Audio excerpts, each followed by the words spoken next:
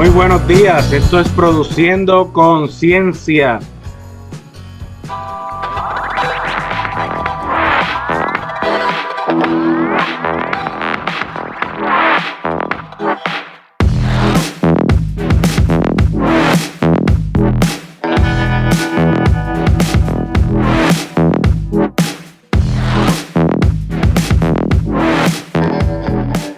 Muy buenos días, mi nombre es Francisco Rivera, ahora estamos en la nueva temporada Produciendo Conciencia y tenemos con nosotros hoy a la doctora Catalina Cabrera, especialista en la producción de pequeños rumiantes, cabras o ovejas, y un dato muy importante es que tenemos en Estados Unidos alrededor de 5 millones de cabras y ovejas.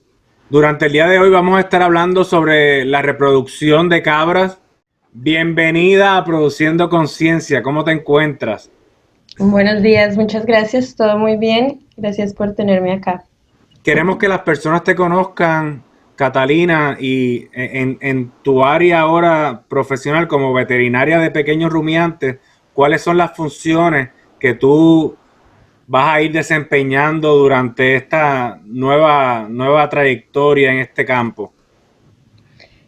Bueno, empecé hace 3 meses con la Universidad de la Florida, pero durante varios años he trabajado con animales de producción, con ovejas y cabras entre esos, y con énfasis en el área de reproducción. Eh, la idea de esta posición es que va a tener un componente de extensión y que a través de eso la Universidad de la Florida va a poder contribuir al conocimiento de los productores de ovejas y cabras y ayudar a al mejoramiento de la producción. Entonces la idea es estar trabajando con ustedes directamente con los agentes de extensión y directamente con productores para tratar de expandir un poco el conocimiento que tenemos sobre estas especies y tratar de mejorar así la producción y el bienestar de los productores. Y es interesante eso porque nosotros llevamos más o menos como 7 años educando a nuestros productores, haciendo programas en el área de producción de cabras y ovejas. Y nada, estamos bien contentos de tenerte como parte de nuestro equipo. Vamos a hacer cambios buenos y gracias a la visión de UF, porque ahora tenemos una persona tiempo completo dedicado a la divulgación, a extensión también. Gracias. Yo también estoy muy agradecida que ustedes ya tienen un grupo de trabajo, una buena relación con muchos de los productores y que todo esto va a contribuir para el trabajo en común. Catalina, conocemos que la reproducción es un aspecto sumamente importante para poder tener la cantidad de animales que vamos a estar creciendo y para la producción, ya sea a largo plazo de leche o carne, de acuerdo de la industria que la persona esté interesada. Y queremos que en el día de hoy nos hables un poco más de eso, porque la reproducción es tan importante y por dónde deberíamos comenzar al momento de hablar de reproducción. Bueno, este es el momento más importante o el punto clave para empezar a hablar de reproducción porque en este momento estamos empezando el ciclo de reproducción de las ovejas y de las cabras. Entonces es un punto crítico para que los productores estén preparados y obtengan el mayor beneficio de esta temporada de reproducción. ¿Por qué es importante? Porque básicamente el producto que sea que los productores estén buscando, ya sea carne de cabra, carne de oveja, lana, digamos que es menos común en la Florida, pero si fuera lana, o leche, en cualquiera de esos casos, ese producto es totalmente dependiente de la reproducción, ya sea porque se van a mantener los animales de reemplazo, entonces los productos nacidos de esta temporada ustedes los van a mantener como parte de su hato, o en el caso, por ejemplo, de animales de leche, pues se necesita que estos animales paran para poder producir leche. Entonces, por eso es la importancia crítica de la reproducción.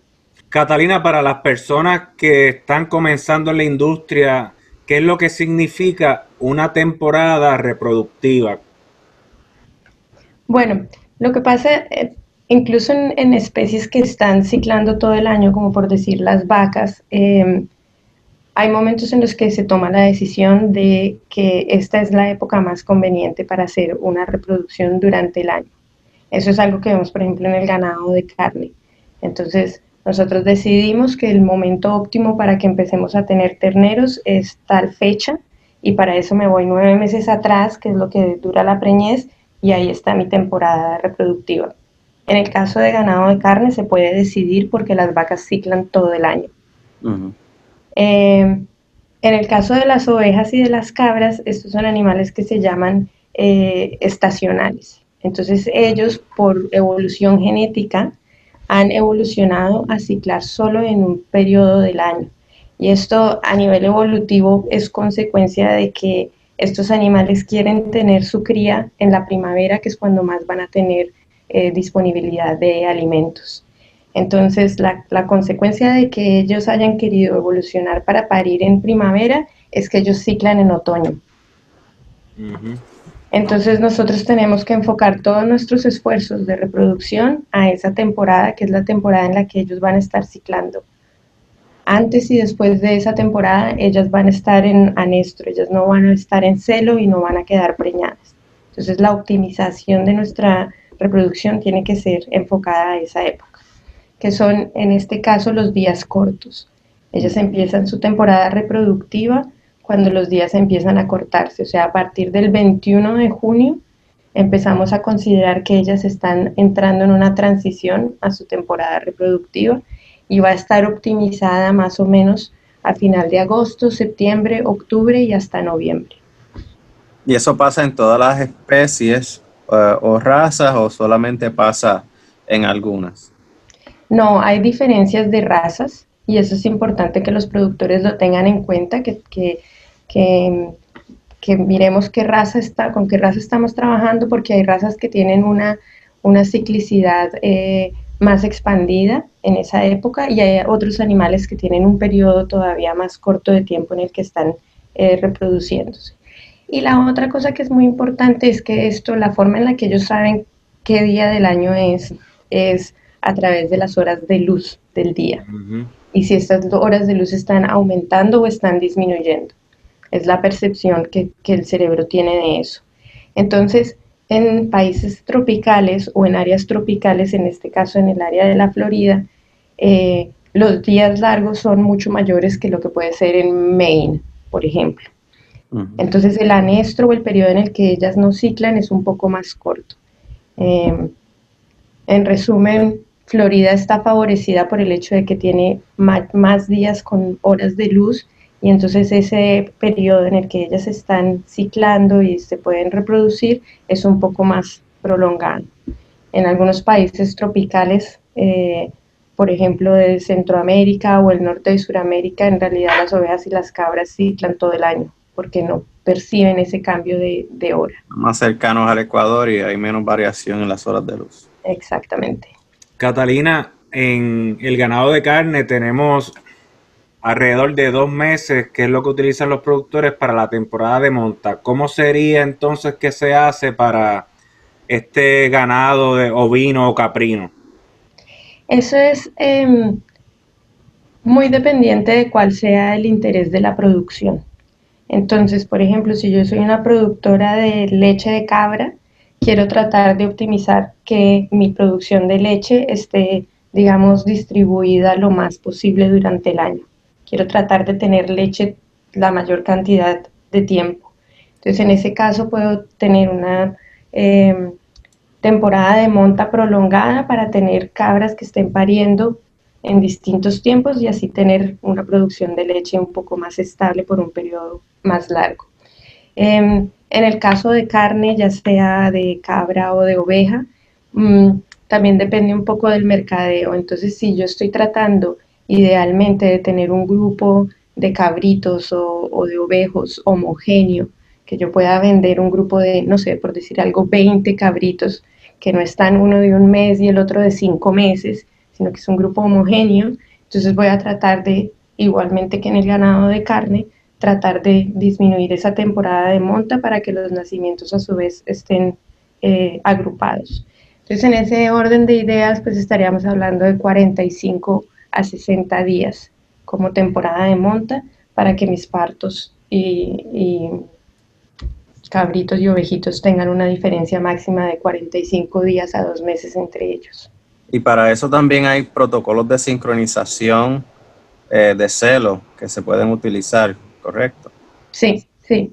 Y en algún momento podemos tener una charla más detallada acerca de algunas de esas estrategias, pero sí tenemos la posibilidad de usar hormonas para sincronizar y agrupar animales. Y hay algunas otras estrategias que son naturales, que son el uso del macho como un inductor de ovulación, que es lo que se llama el efecto macho, eh, que es unos días antes de que nosotros vayamos a empezar la temporada de monta, dejar que el macho esté cerca de las ovejas sin tener contacto directo, que no las pueda montar, pero que sí se empiecen a ver entre ellos, porque eso estimula que las hormonas de las ovejas o de las cabras empiecen a salir de ese estado en el que no estaban ciclando y empiecen a tener un estímulo. Y esto también nos ayuda a agrupar celos y a sincronizar un poco las ovulaciones. Una de las preguntas que generalmente nosotros trabajamos con nuestros clientes es determinar cuáles son esas hembras que son óptimas para reemplazar o para comenzar un acto reproductivo. ¿Qué cosas tenemos que estar mirando en esas hembras para a la hora de seleccionarlas?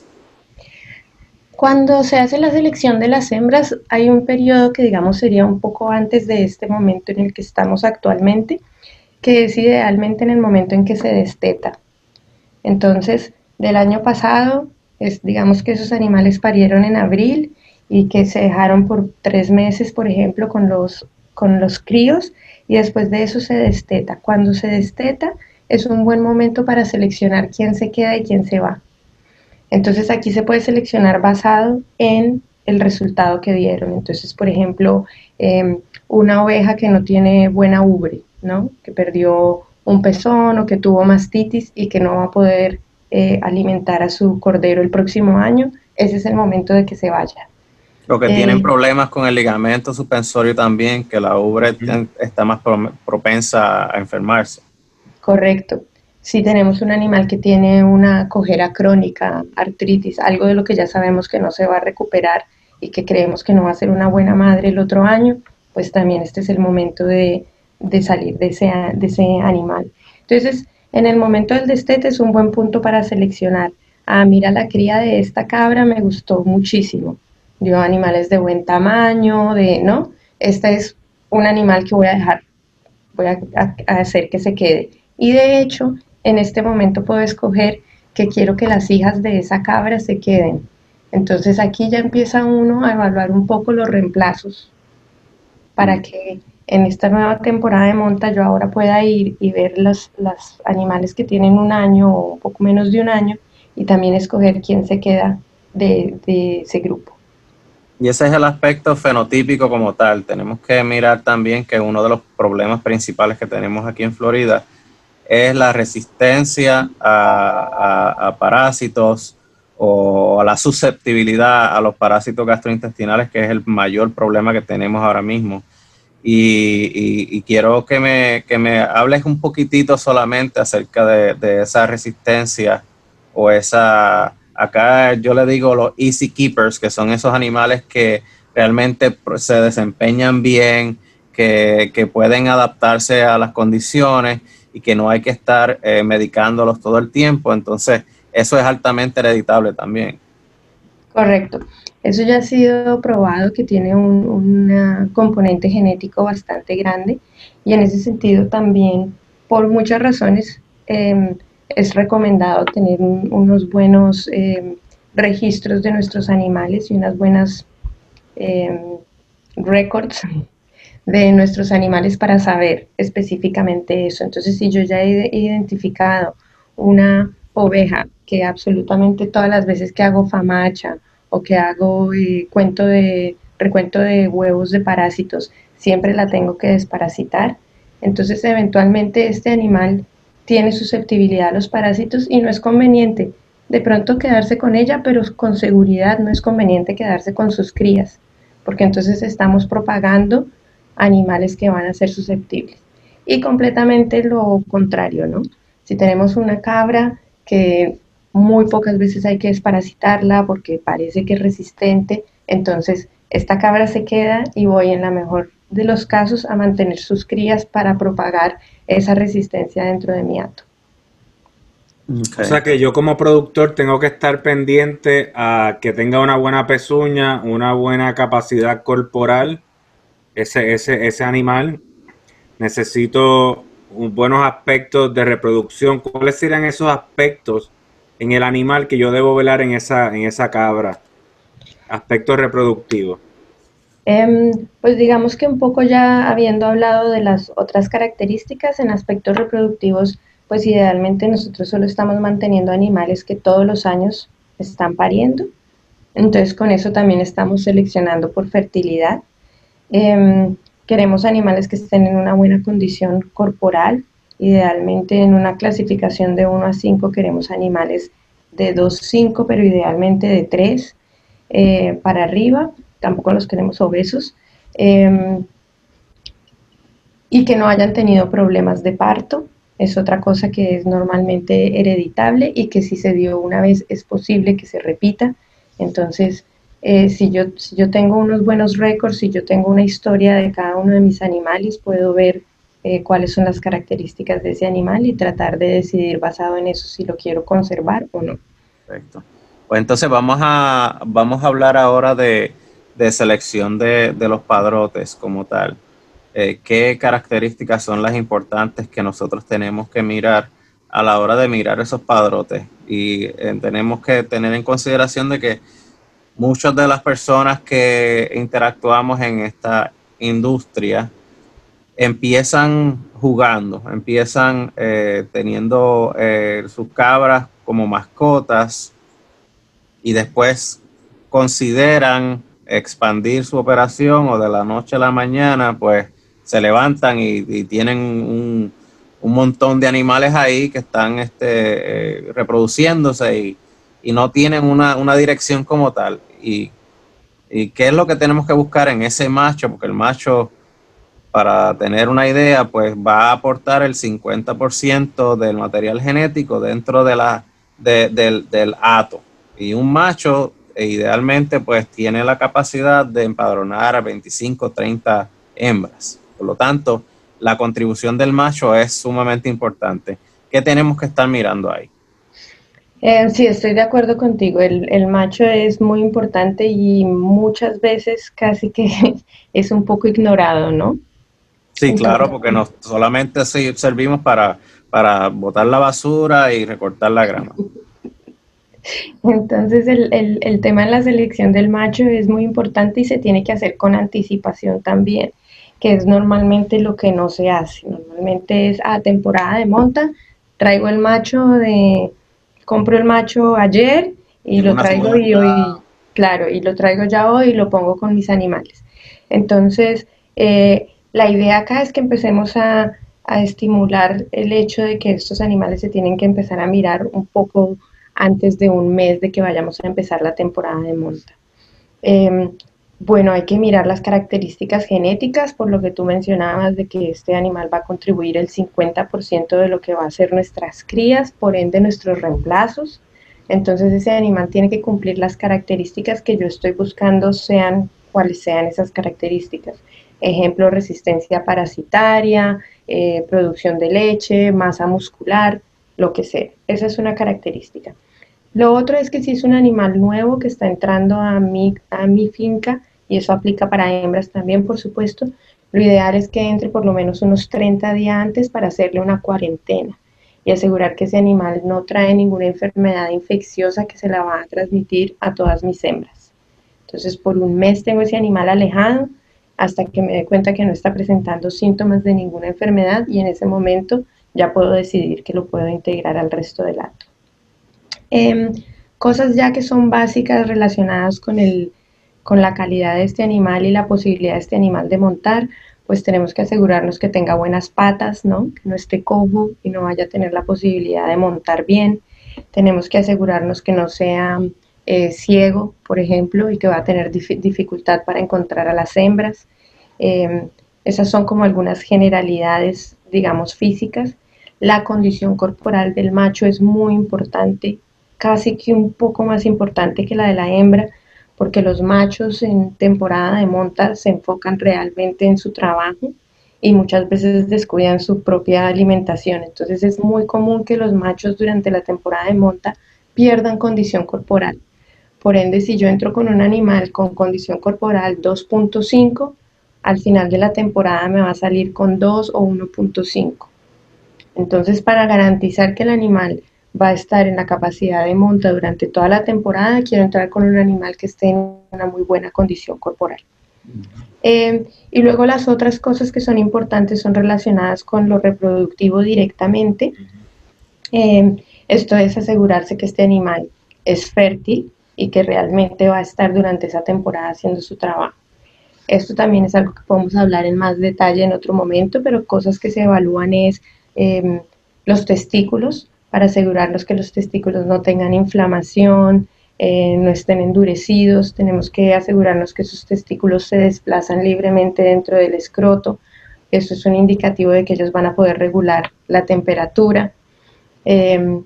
Podemos hacer una medición de la circunferencia escrotal porque está directamente asociado con la producción de semen.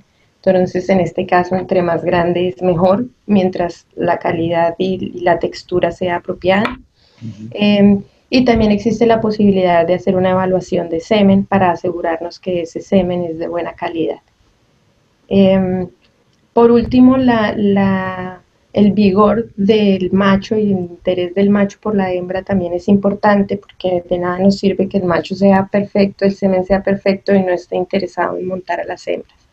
Y eso se puede evaluar muchas veces usando los arnes o los collares a los que se les puede poner una tinta, un color o una tiza, y ver en las hembras si empezamos a ver en el lomo esa coloración, y con eso ya sé que el macho sí está montando. Esas son todas formas de evaluar los machos. Y lo otro, lo que tú mencionaste de la cantidad, eso es muy importante, asegurarnos que tenemos una cantidad de machos adecuada para la cantidad de hembras. Catalina, entonces, ¿qué otras consideraciones debemos tomar en estos aspectos de sincronización de celos y reproducción que se nos haya quedado? De pronto, lo habíamos mencionado antes, hay algunas estrategias en las que podemos usar para tratar de contribuir a acelerar ese proceso en el que los animales están entrando en celo. Una de esas posibilidades es el uso de hormonas. Entonces, las hormonas en general, por ejemplo, en vacas se usan específicamente para sincronizar un grupo de animales. En el caso de las ovejas y las cabras también se puede usar para acelerar que esos animales entren en la temporada de monta un poco antes. No es algo que podemos hacer para que empiecen a servir, digamos, en abril, no llega a eso, pero sí podemos acelerarlo un poco. Entonces la temporada de monta más o menos va a empezar a finales de agosto, septiembre, y si usamos algunas de estas hormonas o el efecto macho, es posible que logremos adelantar un poco en agosto esta temporada de monta, incluso en julio, en junio. Dependiendo de la raza con la que estemos trabajando, el uso de hormonas puede ayudarnos a empezar a reproducir un poco antes. Y las otras ventajas conocidas de la sincronización es que pues, podemos agrupar celos, podemos hacer inseminación artificial en un momento específico y vamos a saber que todos esos animales van a nacer agrupados. En el caso de las cabras, la inseminación artificial se hace transcervical y es pues, una técnica de la que se puede aprender. En el caso de las ovejas, sí se ha visto que no es efectivo hacerlo por ninguno de los métodos de inseminación transcervical, y en ese caso sí hay que planear en una laparotomía, inseminación laparoscópica. Pero también en ese caso se sincroniza y esos animales en un día específico, a una hora específica, van a ser todos inseminados vía laparoscópica. Esas son todas posibilidades que están disponibles. Otra consideración importante es cuando ya hemos establecido cuándo va a empezar nuestra temporada de monta, que más o menos 2 semanas antes, por lo menos 2 a 4 semanas antes, empecemos a hacer lo que se llama un flushing. Y esto básicamente es que los animales, hembras y machos, pero con certeza las hembras van a ser alimentadas, digamos, durante este periodo con una dieta un poco más energética. Puede ser sencillamente grano o alfalfa, y esto va a ayudar con que los animales tengan una mayor tasa de ovulación y que por ende la reproducción sea mucho más eficiente. Esto es algo que ya después hay que continuarlo para asegurarnos que la preñez también es una preñez saludable, pero sí es una estrategia específica de reproducción el hacer un flushing por lo menos 2 semanas antes de empezar la reproducción. Exacto, y el forraje en promedio aquí tiene un 7 a un 12% de proteína y bastante poca energía si estamos hablando de un forraje perenne como es el Bahía, como lo es muchas de las Bermudas, que para eso pues entonces tendríamos que mirar otras estrategias de alimentar y suplementar con energía, que pues, hace sentido lo que estás diciendo. Durante el día de hoy hemos visto que es muy importante la planificación de nuestros hatos caprinos y ovinos, que tenemos que tomar en consideración la importancia de esa temporada de monta, pero también tenemos que fijarnos en las características fenotípicas de tanto de la hembra como del macho, ya sea la resistencia a parásitos, unas pezuñas fuertes, un animal saludable, un buen ligamento suspensorio en esa ubre, una buena producción de leche en la hembra, y en el macho tenemos que considerar la circunferencia de los testículos, que esos espermatozoides estén funcionando, y adicional a eso, que el macho que monte la hembra. Así que estamos muy agradecidos con toda esta información que nos has ofrecido en el día de hoy. Así que te queremos agradecer y invitar nuevamente a futuros programas en Produciendo Conciencia. Ya está. E invitarte a otros programas en Produciendo Conciencia. Muchas gracias, Catalina. Muchas gracias a ustedes.